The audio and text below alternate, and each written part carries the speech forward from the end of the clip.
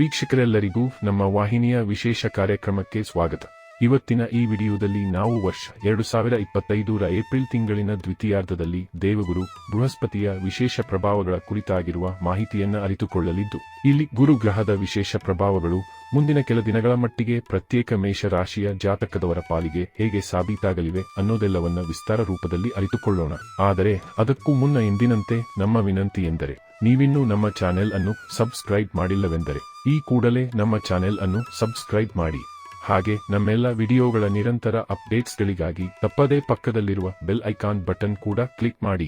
ನಿಮ್ಮ ಜೀವನದಲ್ಲಿಯೂ ಏನಾದರೂ ಸಮಸ್ಯೆಗಳು ಬಾಧಿಸುತ್ತಲಿದ್ದರೆ ಈ ಕೂಡಲೇ ಸ್ಕ್ರೀನ್ ಮೇಲೆ ಕಾಣ್ತಿರುವ ನಮ್ಮ ಗುರೂಜಿ ನಂಬರ್ಗೆ ಕರೆ ಮಾಡಿ ಶೀಘ್ರವೇ ಶಾಶ್ವತ ಪರಿಹಾರ ಕಂಡುಕೊಳ್ಳಿ. ವೀಕ್ಷಕರೇ, ಪ್ರಸ್ತುತ ಶುಕ್ರದೇವನ ರಾಶಿಯಾಗಿರುವ ವೃಷಭ ರಾಶಿಯಲ್ಲಿ ವಿರಾಜಮಾನನಾಗಿರುವ ಗುರುದೇವನು ಇಲ್ಲಿ ಏಪ್ರಿಲ್ ತಿಂಗಳಿನ ದ್ವಿತೀಯಾರ್ಧದಲ್ಲಿ ಹೆಚ್ಚು ಪ್ರಬಲನಾಗಿರಲಿದ್ದಾನೆಂದು ವೈದಿಕ ಜ್ಯೋತಿಷ್ಯದಲ್ಲಿ ಉಲ್ಲೇಖಿಸಲಾಗಿದೆ. ಕಾರಣ, ಗುರುದೇವನು ಪ್ರಸ್ತುತ ತನ್ನ ರಾಶಿ ಪರಿವರ್ತನೆಯ ವಿಶೇಷ ಪ್ರಕ್ರಿಯೆಯಲ್ಲಿ ನಿರತನಾಗಿದ್ದಾನೆ. ಅಂದರೆ ಇಲ್ಲಿ ಗುರು ಗ್ರಹವು ಮೇ ತಿಂಗಳಿನಲ್ಲಿಯೇ ತನ್ನ ರಾಶಿಯಲ್ಲಿ ಪರಿವರ್ತನೆ ಹೊಂದಲಿದ್ದಾನೆ.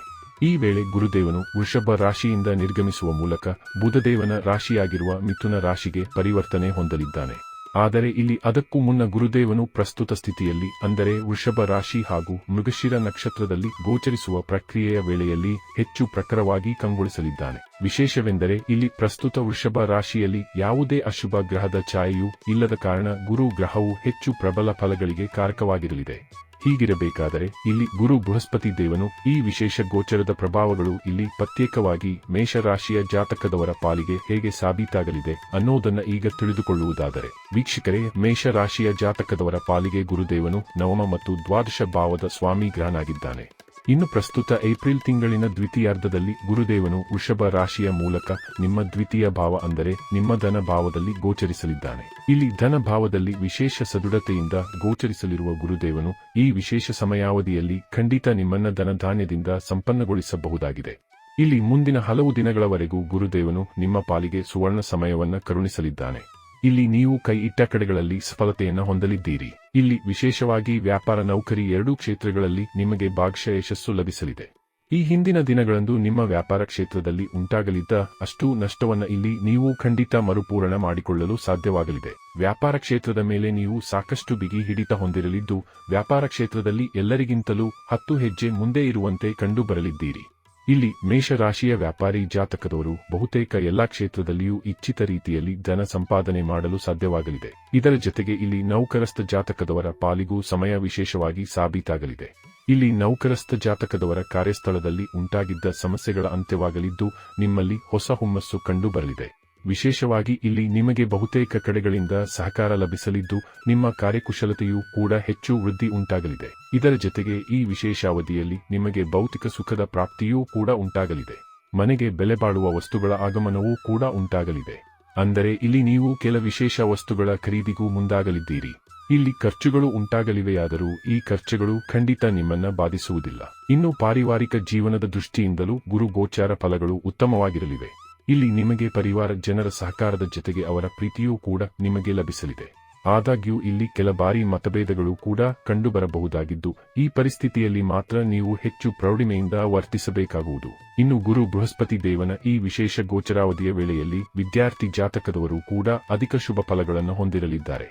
ಈ ಪೂರ್ತಿ ವರ್ಷ ವಿದ್ಯಾರ್ಥಿಗಳು ಉತ್ತಮ ಫಲಿತಾಂಶಗಳನ್ನು ಪಡೆದುಕೊಳ್ಳುವುದರ ಜೊತೆಗೆ ಓದಿನ ಪ್ರತಿ ಹೆಚ್ಚು ಫೋಕಸ್ಡ್ ಆಗಿ ಕಂಡುಬರಲಿದ್ದಾರೆ.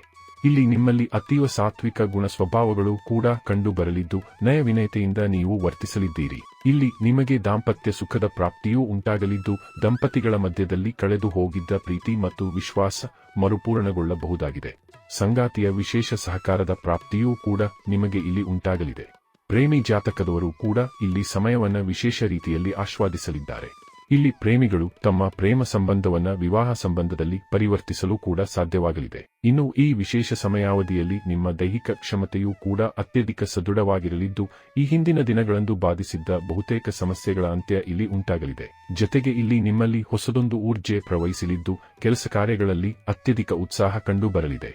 ಇನ್ನು ಗುರುದೇವನು ಈಗ ನಿಮ್ಮಲ್ಲಿ ಧಾರ್ಮಿಕ ಆಸ್ಥೆಯನ್ನು ಸಹ ಹುಟ್ಟು ಹಾಕಲಿದ್ದು, ಧರ್ಮ ಕರ್ಮಗಳ ಕುರಿತಾದ ವಿಶೇಷ ಆಸಕ್ತಿ ನಿಮ್ಮಲ್ಲಿ ಕಂಡುಬರಲಿದೆ. ಈ ವಿಶೇಷ ಅವಧಿಯಲ್ಲಿ ನೀವು ದಾನ ಪುಣ್ಯದಂತಹ ಕಾರ್ಯದಲ್ಲಿಯೂ ಎಲ್ಲರಿಗಿಂತಲೂ ಮುಂದೆ ಇರುವಂತೆ ಕಂಡುಬರಲಿದ್ದೀರಿ. ಒಟ್ಟಾರೆಯಾಗಿ ಇಲ್ಲಿ ನಿರ್ಗಮಿತ ಗುರುದೇವನ ವಿಶೇಷ ಪ್ರಭಾವಗಳು ನಿಮ್ಮ ಪಾಲಿಗೆ ಅತ್ಯಂತ ಶುಭಕರವಾಗಿ ಸಿದ್ಧಗೊಳ್ಳಲಿದ್ದು, ಇಲ್ಲಿ ಈ ವಿಶೇಷ ಸಮಯದ ಸದುಪಯೋಗ ಪಡೆದುಕೊಂಡು ಮುನ್ನಡೆಯಬೇಕು.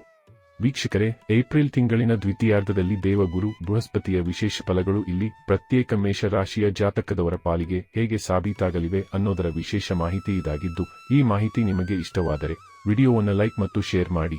ಹಾಗೆ ಚಾನೆಲ್ ಸಬ್ಸ್ಕ್ರೈಬ್ ಮಾಡುವುದರೊಂದಿಗೆ ನಮ್ಮೆಲ್ಲ ವಿಡಿಯೋಗಳ ನಿರಂತರ ಅಪ್ಡೇಟ್ಸ್ಗಳಿಗಾಗಿ ತಪ್ಪದೇ ಪಕ್ಕದ ಬೆಲ್ ಐಕಾನ್ ಬಟನ್ ಕೂಡ ಕ್ಲಿಕ್ ಮಾಡಿ.